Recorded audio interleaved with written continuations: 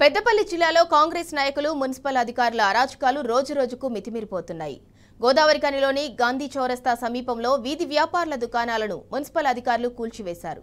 షాపులు కూల్చివేయడంతో తమ బతుకులు రోడ్డున పడ్డాయని చిరు వ్యాపారులు ఆవేదన వ్యక్తం చేశారు.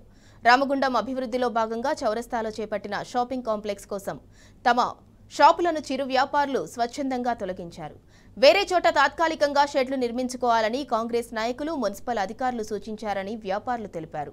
షాపింగ్ కాంప్లెక్స్ నిర్మాణానికి జరుగుతున్న సమయంలో ఎలాంటి అడ్డు చెప్పని అధికారులు తీరా షాపులను ప్రారంభించే సమయంలో కూల్చివేయటం ఏంటని నిలదీశారు.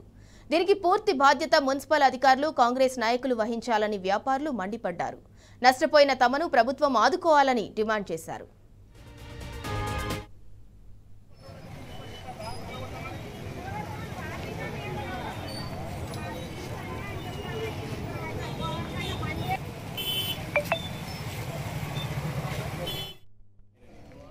మమ్మల్ని నెల రోజుల కిందట అక్కడ షాపులు తీసేయమంటే తీసేసినాం. మేము కూలగొట్టారు.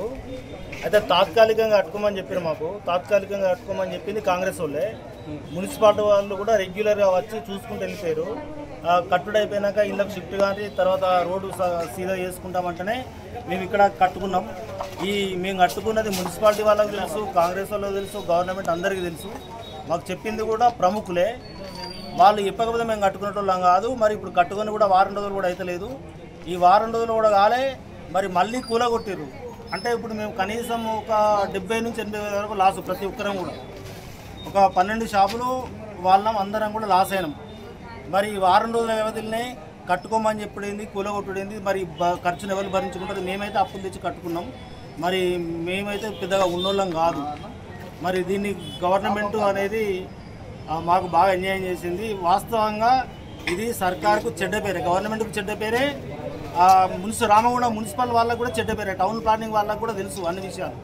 మరి తాత్కాలికంగానే కట్టుకోమని చెప్పారు. తాత్కాలికంగా వాటికి పర్మిషన్లు తీసుకున్నారా అని ఇప్పుడు క్వశ్చన్ ఇస్తారు. పర్మిషన్లు ఈ నెల రోజుల నుంచి వాళ్ళు తిరుగుకుంటూ చూసుకుంటా వేరు. మరి పర్మిషన్లకు మీకు ఉన్నాయా లేదని అప్పుడు ఎందుకు అడగలేదు? మమ్మల్ని అడగాలి కదా. పర్మిషన్లు మీరు తీసుకున్నాకనే కట్టుకోనని చెప్పాలి, లేకపోతే కట్టేటోళ్ళని బ్రేక్ చేయాలి.